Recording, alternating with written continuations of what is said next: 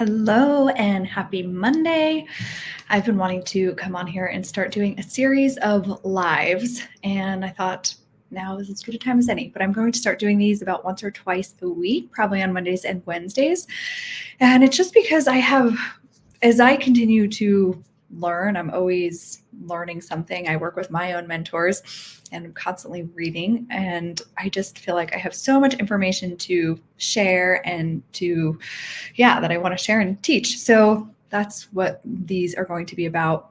And today I really wanted to talk about connecting to your desires. I talk to so many people who have absolutely no idea what they want, or they think they know what they want, or they just really haven't given it any serious thought in their lives. And it was something that I was talking with my mastermind group about this morning, and it was just a really interesting conversation. I believe that we come into this human experience with desires in our heart that are meant for us.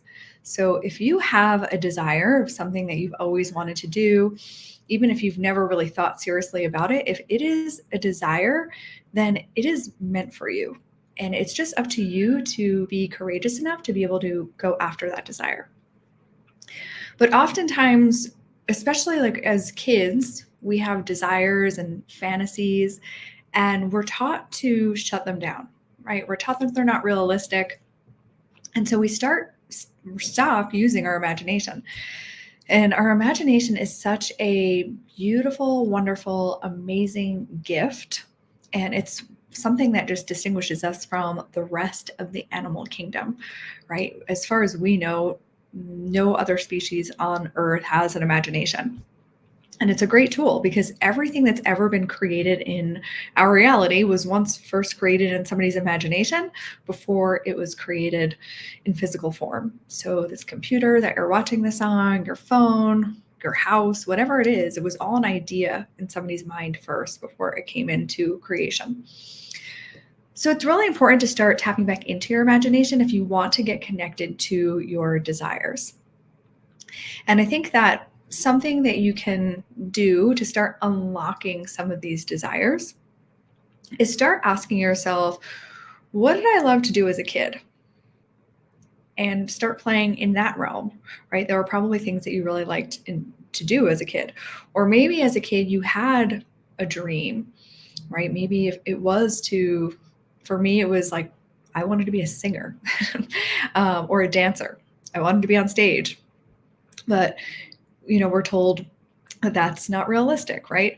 All by well-intending parents and teachers and things like that. But so a lot of times those dreams kind of die inside of us, but really start getting connected back to that. That doesn't mean that you have to go and try to be, a singer or a professional baseball player or whatever it is that you want to be now, but it's just starting to give you an idea of things that you love. And love is such an important frequency to be on. So that's just really what you want to get to the root of. Like, what would I love? What would I love in my life? What would I love to be doing every day? What would I love to see? What would I love to be feeling? Oftentimes, too, it's not really even a thing or like an objective that you want, but it's just the feelings that you want. So maybe it's peace that you want to feel, and that's your desire, or just happiness every day, or joy every day, or fulfillment every day. And those feelings shouldn't be dismissed. Our desires truly are our truth, right? Our desires connect us to the truth of who we really are. And when we can connect to that love frequency, that just gets us into an elevated state, and it gets us into a place where we feel a lot of that joy again. So many times what I see people do is we put our desires and things that bring us joy on the back burner because we think that there's more important things that we have to be doing. And life is short. Like, why do we put our joy last, right? Of course, yes, you have maybe a job and obligations and things, but a really great thing to do is start making time every day, even if it's 5-10 minutes of doing something that just brings you a lot of joy, whether it's going for a walk or listening to uplifting music, or maybe just drawing like a quick picture, whatever it is, it's like a great way to start activating those creative juices again inside of you to start bringing more desires to the surface.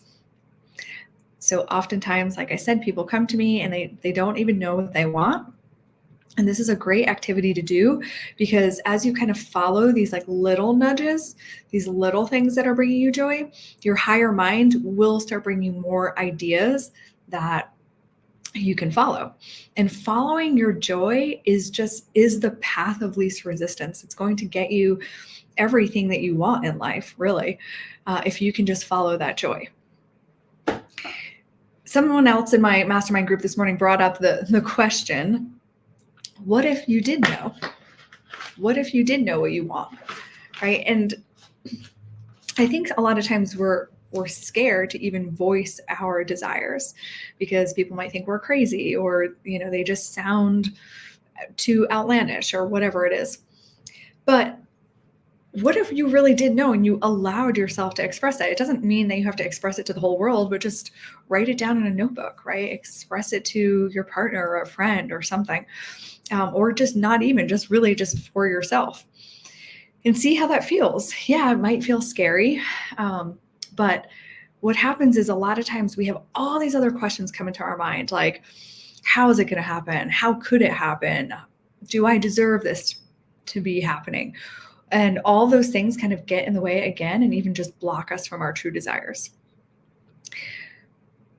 But it really is so important to get reconnected to these things. Exercise I like to do as well is just take a couple conscious breaths and focus on my heart center and then ask my heart, like, what do I want? Right? Because really our desires are supposed to be pursued in this life and not denied. And so the more we can listen to what our heart wants in those moments, and sometimes it's like a little silly thing that'll come to me when I ask it that, right? For me, a lot of times it is just a walk. Sometimes it's like moving my body and dancing, again, listening to music. But as I follow those things, I start getting more ideas, more inspiration that comes to me. Being somebody who try to put out content every single day, that is even how I get a lot of my inspiration for that content is when I'm on a walk or like I'm doing something that is making me really happy and enjoy. And then I get idea that makes space and room for ideas to come in. So whatever it is, like it just is so important to make time for your joy and things that you love. And lastly, I'll just say too that oftentimes, again, like it takes a lot of courage to go after your desires. But don't even put that pressure on yourself, right? Just like start playing with it. Just say, what would I do if I had all the time, all the money, all the resources? I often tell my clients, like, use the lottery ticket example, right? Like sometimes when the jackpot gets really big, maybe you start fantasizing, oh, if I won, this is what I would do, right? Start kind of getting into that frequency and that type of imaginative state to really just expand your mind, open your mind, and see what's possible for you. One other tip too is maybe thinking about what you don't want. If you think about what you don't want, then you can just flip that to what you do want. So even if you don't think that you know what you want, which again, I think is a cover up because I think everybody has desires. We all have desires in our heart. They've just been covered up for a long time. So you do know what you want. It's just in there somewhere. But oftentimes if you think about what you don't want, you can then switch it to what it is you do want. And maybe it's like a worst case scenario. Well, this would be the worst case scenario. I definitely don't want that to happen. Okay, well, what would be the best case scenario then? So there's definitely different ways that you can start connecting to your desires. I would just really encourage you in this time of year, during the holiday season, before we start gearing up for a new year, really start thinking about what are your desires? What do you want to create in your life? We are such powerful creators. We're always creating in our life, whether we're doing it consciously or unconsciously. But what if we can be much more intentional about what we're creating? That's how we can really build the life that we want. If you're interested in learning more about how to connect with your heart's desires, I would love to talk to you about this. I love talking to people about this and just asking some probing questions. And sometimes it's just good to have somebody doing this process with you to help you get connected. And that's just something I really enjoy doing. So send me a message and we can set up a time to do that. But thanks for watching. And again, I will be on here probably twice a week going live with different topics that I have been learning about and teaching. Have a good week.